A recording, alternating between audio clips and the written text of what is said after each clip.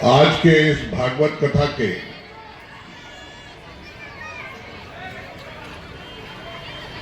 प्रवचन संकल्प में आप लोगों के बीच उपस्थित होकर मैं जो भागवत कथा हो रही है सबके सामने नतमस्तक होकर सहस्त्र प्रणाम करना चाहता हूं।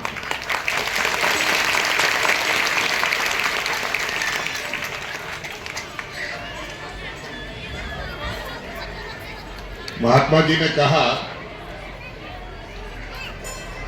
कि हिंदू सिख ईसाई सब है भाई भाई।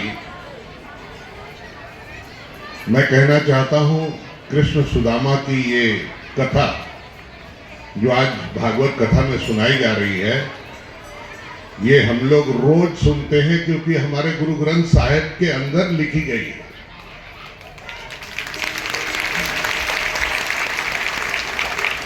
मैं थोड़ी सी झांकी आपको बताना चाहता हूं। कृष्ण विचलित हैं, महाप्रभु कृष्ण विचलित हैं। क्यों? कि संदीपन गुरु के यहां पढ़ते पढ़ते एक दिन गुरु मां ने कहा कि जाओ, जलावन की लकड़ी खत्म हो गई है और लकड़ी काट के ले आओ। आगे आगे कृष्ण दौड़े हैं कुल्हाड़ी लेकर, पीछे पीछे सुदामा दौड़ रहा है। गुरु मां ने पीछे से आवाज लगाई है कि आ सुदामा, रात हो जाएगी, खाने के लिए कुछ भूजे हुए चावल और कुछ भूजे हुए चने हैं, ये ले जाओ, भूख लगेगी तो खा लेना।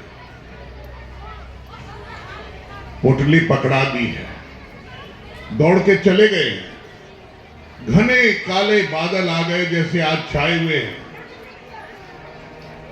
घने काले बादल आ गए, जंगल में बारिश होने लगी, जानवरों का डर सता रहा है तो पेड़ पर चढ़ गए। ऊपर सुदामा है, नीचे कृष्ण है। थोड़ी देर बाद कृष्ण जी ने पूछा कि भूख लगी है, कुछ है क्या खाने के लिए? तो उन्होंने, सुदामा जी ने जवाब दिया कि कुछ नहीं है। इतने में उनको चने चबाने की आवाज सुनाई पड़ी। कृष्ण पूछ रहे हैं तुम तो कुछ खा रहे हो? उन्होंने झूठ कहा कि नहीं, ठंड में मेरे दांत कटकटा रहे हैं। और इतने में जब एक दाना कृष्ण जी के गोदी में आके गिर पड़ा तो उन्होंने कहा कि सुदामा, तू दाने के लिए झूठ बोल गया, तू दलिद्दर का दलिद्दर ही रहेगा। ये अभिशाप मजाक में बाल सखा ने कहा था, पर उसकी क्या हालत हुई है, क्योंकि वो शब्द उच्चारण किया था परमपिता कृष्ण ने।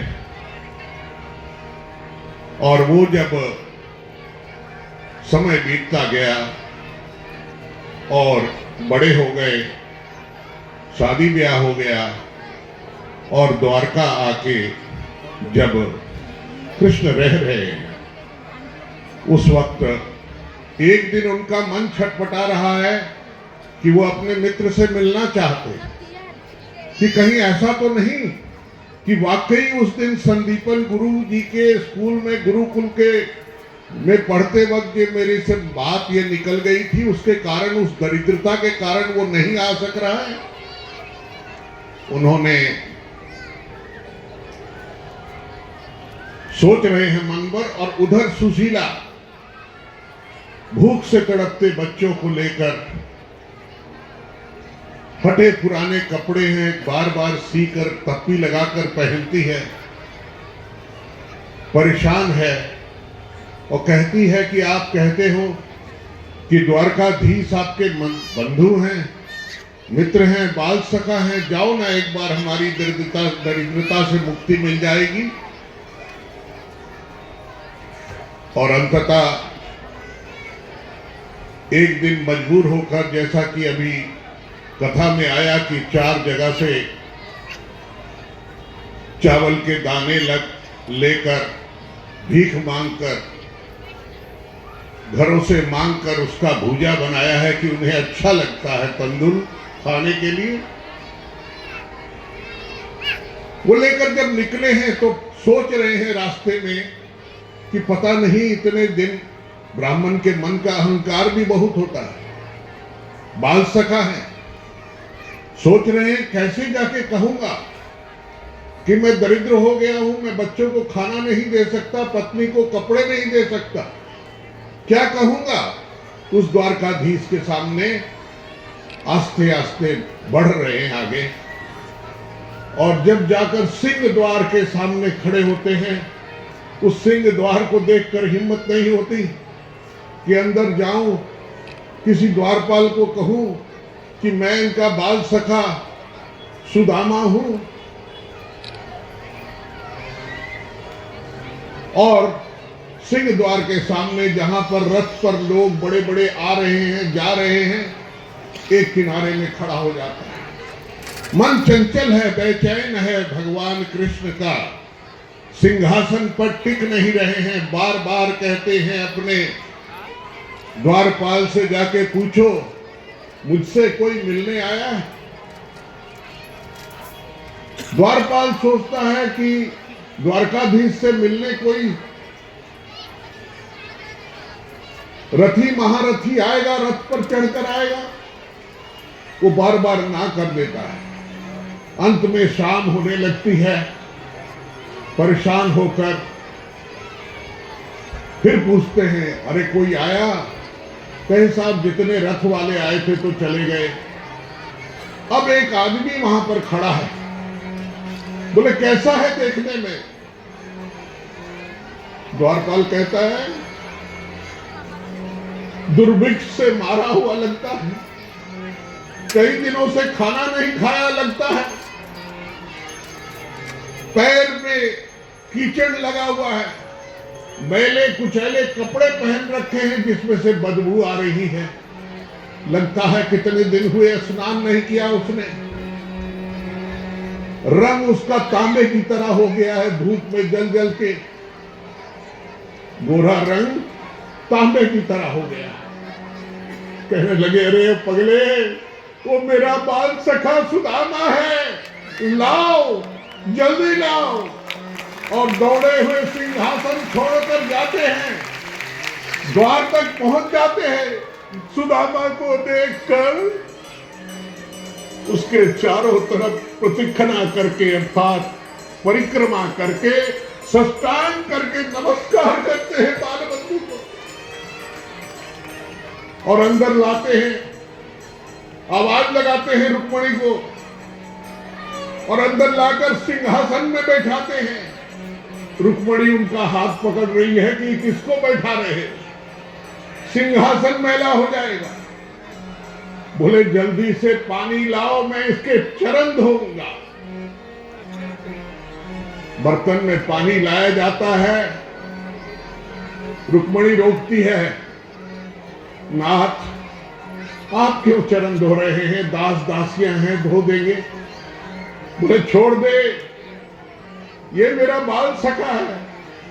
और उसको बैठाकर उनके चरण धोते हैं, और उस चरण धोकर उसमें से चरनामे पीते हैं। बाल सखा जिसको अभिशाप दिया कृष्ण भगवान ने, दोनों ने एक दूसरे की मुक्ति करनी थी। इतने में कुशल क्षेम पूछते हैं, सुशीला कैसी है, बच्चे कैसे हैं, मेरे लिए क्या भेजा है। उनके सोने के महल को देखकर, सोने के सिंहासन को देखकर सुदामा अपनी पोटली को, चावल के भूजे की पोटली को कांख में दबाकर लुकाने की कोशिश करता है, और कृष्ण उसको छीनते हैं। पुराना कपड़ा था, पुरानी पोटली थी, फट जाती है और चावल बिखर जाते हैं। बच्चों की तरह, बच्चे घुटने के बल जैसे चलते हैं वैसे चल चल कर भगवान कृष्ण एक एक दाना चुनकर खा रहे हैं। फिर रुक्मणी आके हाथ पकड़ती है, क्या कर रहे हैं आप? झटक देते हैं हाथ, कहते हैं तुम्हें पता नहीं ये मेरा बाल सखा है, हम दोनों एक साथ संदीपन गुरु के साथ पढ़े। और फिर उनके चावल खा के कहता है ध्यान हो गया, इतने दिन हुए संदुल खाया नहीं था। और फिर उनको ले जाकर उनके शयन कक्ष में ले जाते हैं, रेशमी वस्त्र देते हैं, आदर सत्कार करते हैं, स्नान करने की व्यवस्था करते हैं, अतिथि गृह में ठहराते हैं।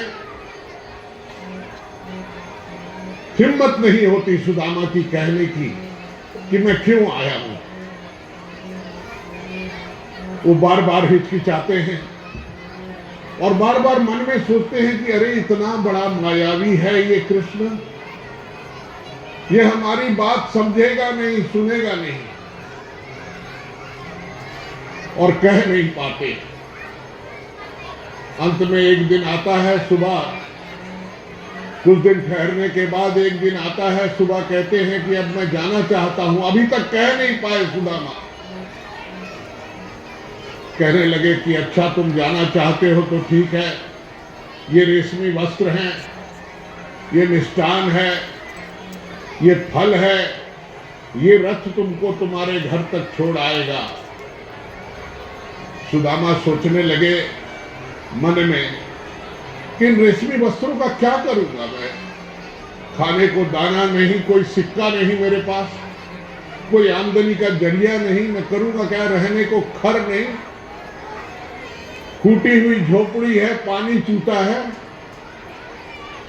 क्या करूंगा, इसका क्या जवाब दूंगा सुशीला को।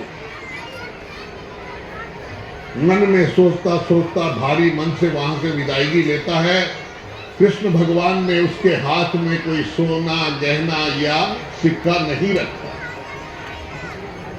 पर 4 पदार्थ का आशीर्वाद दिया है। 4 घरों के चावल आए थे और 4 पदार्थ का आशीर्वाद दिया है, और वो लेकर चले। सारे रास्ते सोचते रहे फल सूख जाएंगे,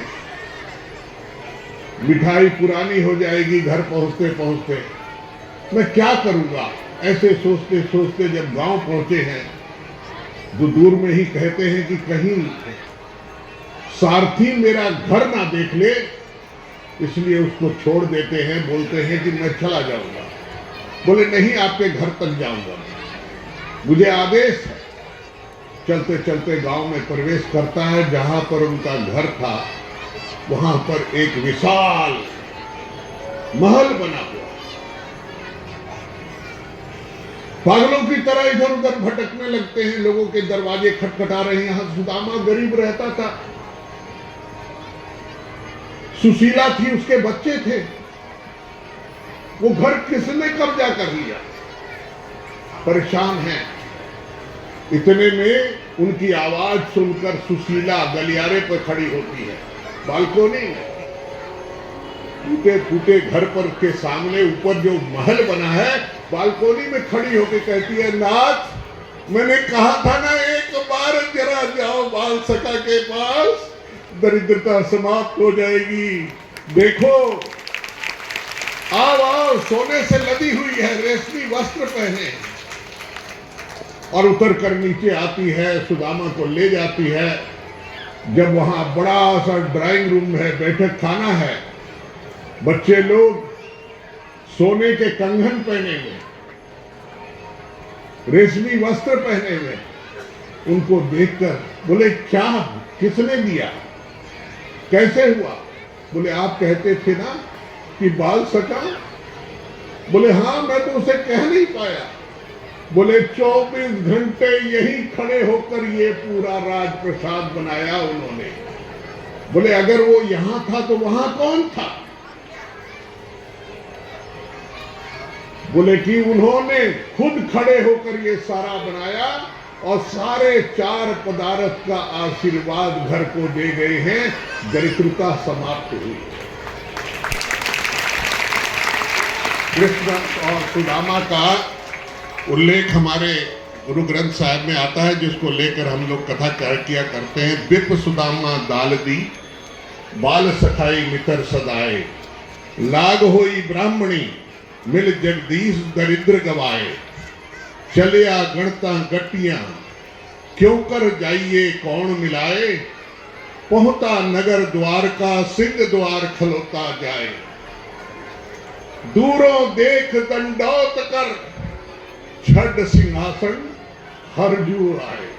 अपना दूरों से देखकर अपना सिंहासन छोड़कर दंडवत करने के लिए हमारे हरजू अर्थात भगवान कृष्ण आए। पहले दे प्रतक्षणा, पैरी पैके गल लगाए, चरणों तक ले पैर कोए, सिंहासन उठे बैठाए। उनके पैर धोकर उनको सिंहासन पर बैठाया। पूछे कुशल प्यार कर, गुर सेवा की कथा सुनाए, लेके तंदुल चबियन, विदा करे अगे पहुंचाए, 4 पदार्थ सकुच पटाए। चारों पदार्थ दे के उनको विदाई की और उनकी दरिद्रता समाप्त की। और बचपन में निकला हुआ अपनी जुबान से एक शब्द जिसने सुदामा को दरिद्र बना दिया था, उसको भी समाप्त किया। यही कथा है। और यही कथा है। कभी कभी लगता है सुदामा अगर ना होते तो कृष्ण अधूरे रह जाते, और अगर कृष्ण ना होते तो सुदामा अधूरे रह जाते। 2 दृष्टांत हैं, एक सुदामा कृष्ण जी का और एक और कृष्ण और द्रौपदी का। ये दोनों दृष्टांत सुनकर हमें अपने जीवन में अपने परमपिता परमेश्वर से वैसा ही प्यार, वैसा ही समर्पण करना चाहिए जो इन्होंने करके दिखाया है। यही कहकर मैं अपनी वाणी को विराम देता हूँ। जय श्री कृष्ण, जय श्री कृष्ण।